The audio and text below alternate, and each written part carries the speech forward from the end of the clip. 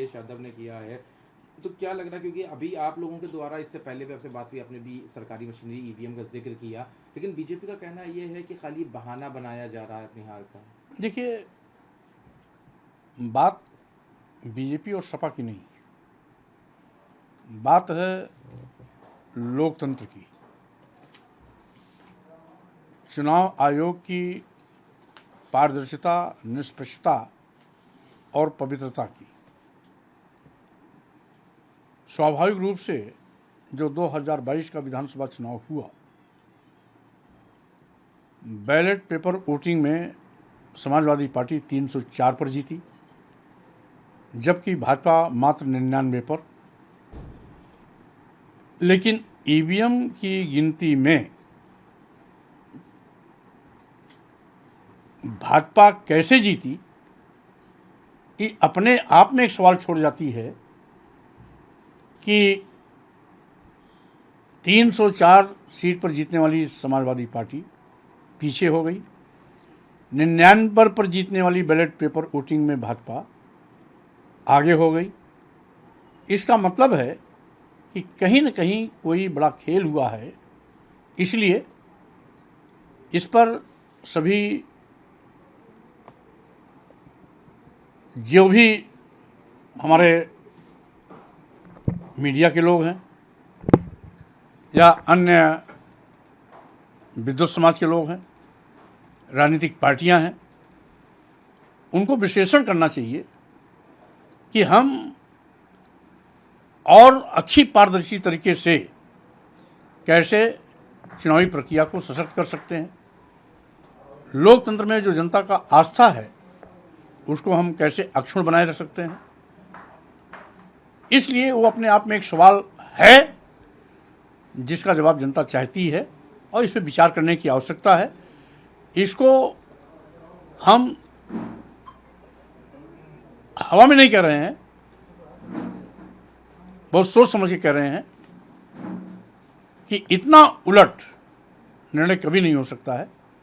19-20 का अंतर तो होता है, जीत और हार भी होती है। हम जीत को भी स्वीकार करते हैं, हार को भी गले लगाते हैं। यही लोकतंत्र की मर्यादा है और यही लोकतंत्र है। सर, लेकिन अगर ईवीएम में कोई ऐसी गड़बड़ी का सामना हुआ है तो अब तक कोई कोर्ट केस क्यों नहीं फाइल किया गया? क्योंकि 8 तारीख को भी प्रेस कॉन्फ्रेंस करी गई थी, उसमें भी बताया गया कि बनारस में कई जगह ईवीएम पकड़े गए। अभी आपकी भी लगातार अखिलेश यादव से भी मीटिंग हुई, 21 तारीख को एक विधानमंडल दल की बैठक भी, तो अब तक कोई एक पुख्ता सबूत क्यों नहीं इकट्ठा किया जिसको बीजेपी कह रही है कि कोई सबूत के बगैर ये बयानबाजी हो? आप अपनी जगह सही है, क्योंकि माननीय न्यायालय में जाने के लिए सही प्रमाण होने चाहिए, तथ्य होने चाहिए। हमने विचार मंथन के लिए इसीलिए कहा है कि उस तह तक हमें जाने की आवश्यकता है जिससे आज सवाल उठ रहा है और उंगली उठ रही है, और यही विचारने का विषय है। इसीलिए सबको विचार करने की आवश्यकता है। रही बात आवश्यकता अनुसार यदि प्रमाण और तथ्य मिल जाते हैं तो लोग न्यायालय भी जाएंगे।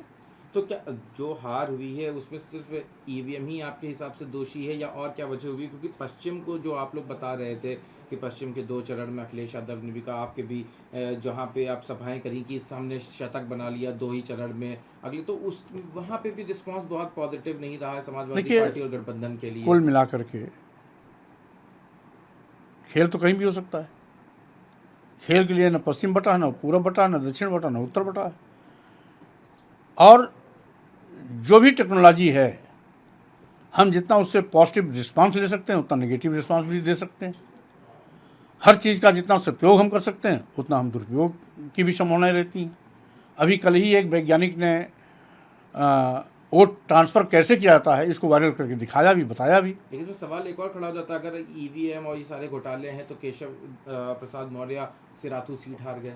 देखिए, आपको एक चीज़ मैं ये बताना चाहता हूँ, भारतीय जनता पार्टी पिछले 6 महीने कर रही थी कि हम 273 सीट लाएंगे। अंतिम मतदान हुआ 7 मार्च को। 7 मार्च को मतदान के ठीक बाद से सारे मीडिया एक स्वर से बोल रहे थे 2072 प्लस, 2070 प्लस। एक ही भाषा सबकी निकल रही थी। 6 महीने पहले से 273 का आंकड़ा आ रहा था, अंतिम में परिणाम भी वही आया। तो क्या ये तीनों में तालमेल नहीं है? इसलिए अपनी गलती को जस्टिफाइड करने के लिए ये हिडन एजेंडे के रूप में इसका प्रयोग हुआ। स्वाभाविक रूप से कोई टेक्नोलॉजी का दुरुपयोग समग्र रूप से नहीं करता, आंशिक रूप से करता है। कहीं जिला चिन्हित करता है, कहीं व्यक्ति चिन्हित करता है। हर जिले में अगर कर लेगा तो खुलासा हो जाएगा, जाहिर में उसकी हंसाई हो जाएगी। इसलिए वो चिन्हित करता है किन जिलों में हमको खेल खेलना है, कहाँ नहीं खेलना है। और अभी एक वैज्ञानिक ने जो कल बताया है, तो स्वाभाविक रूप से उसने करके प्रैक्टिकल दिखाया, वीडियो वायरल किया और उसमें एक जज और एक प्रोफेसर एक पत्रकार के सामने किया। तो स्वाभाविक रूप से उसने भी अप्रत्यक्ष रूप से कहीं न कहीं दुरुपयोग की पुष्टि तो की। सर एक और सवाल है, आखिरी सवाल इसमें जो जुड़ता हुआ है, आपने 22 का चुनाव लड़ा समाजवादी के साथ, क्या अभी आगे, क्योंकि अभी गठबंधन भी था, इसमें बहुत लोग शामिल हुए थे, तो आगे की रणनीति क्या रहेगी आपका चुनाव, क्योंकि फाजिल नगर से आपको बहुत अच्छा रिस्पांस नहीं मिल पाया, तो आगे की क्या रणनीति? देखिए, चुनाव में हार और जीत लगी रहती है। हार और जीत दोनों लोकतंत्र के दो पहलू हैं। जो जीतता है वही हारता है, जो हारता है वही कभी जीतता है। इसलिए हार और जीत को मैं सामान्य रूप से लेता हूँ। मेरी 42 साल की संघर्ष की राजनीति, उतार चढ़ाव भी देखे हैं, हार और जीत भी देखे हैं। विपक्ष में भी भूमिका अदा किया हूँ, सत्ता पक्ष में भी अदा किया हूँ।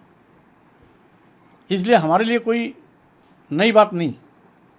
और इसीलिए परिणाम आने के बाद मैंने सभी जीतने वालों को बधाई दिया और अपनी हार को स्वीकार भी किया, क्योंकि पहले जीत और हार का परिणाम आता है। हम लोकतंत्र में आस्था रखते हैं, इसलिए जीतने वाले को बधाई और हार को स्वीकार करना मेरा नैतिक धर्म है, किया मैंने।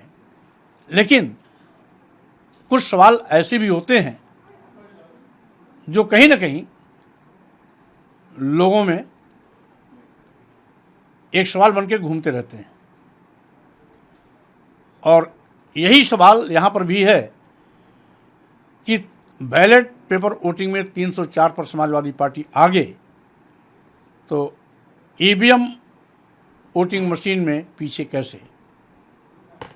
सर काफी सवाल है। समाजवादी की घटक दल है महान के ऊपर भी उन्होंने कहा कि स्वामी प्रसाद मौर्य के ऊपर भी आशंका, तो वो किस तरह से देखते हैं आप? अब महान दल के नेता हैं तो महान है, हम उस पर टिप्पणी नहीं करेंगे।